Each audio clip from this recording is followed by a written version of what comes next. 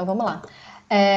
Bom, primeiro que a eleição nos Estados Unidos ela é bem fragmentada, do ponto de vista de que cada estado da federação pode ter um conjunto de regras diferentes entre si. Então, esse é o primeiro ponto. Então, a gente não tem uma regra unificada que sirva para todo o território nacional sobre as eleições. Segundo, como você mesmo mencionou, o voto não é obrigatório.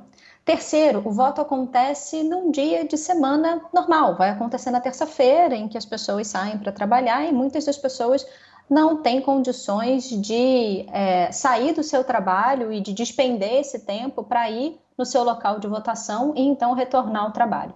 E aí é por conta disso que alguns estados permitem esse voto antecipado por correio, justamente para que essas pessoas que não podem, no dia da eleição, ir até o seu local de votação votar, não sejam prejudicadas por isso. Então, alguns estados permitem esse voto por correio, recebem esses votos por correio, e aí existem regras diferentes. Em alguns estados, essa votação por e-mail ela já pode começar a ser contabilizada antes mesmo do dia da votação. Em outros estados, não. Esses votos por correio só podem ser abertos e só podem começar a ser contabilizados no dia de eleição. Por que isso é importante? Isso é importante porque impacta no quão rápido ou no quão devagar vai ser essa contabilização em cada estado.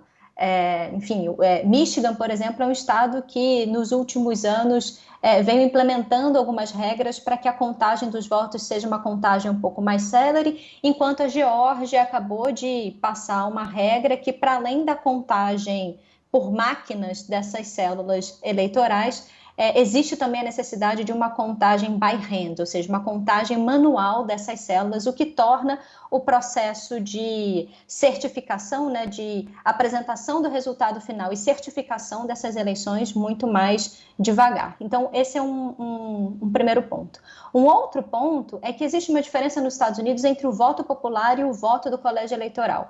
Em algumas circunstâncias, nos Estados Unidos, houve situações em que o presidente não foi eleito pelo voto popular, não teve quantidade suficiente de voto popular, mas foi eleito pelo colégio eleitoral, justamente por conta desse sistema de the winner takes it all, né? Ou seja, o candidato que tiver mais quantidade de votos num determinado estado ganha a quantidade total de delegados daquele estado. A gente estava falando da Pensilvânia, por exemplo, que é um estado, como o professor Sidney mencionou muito bem, é um estado que entrega para o candidato 19 delegados.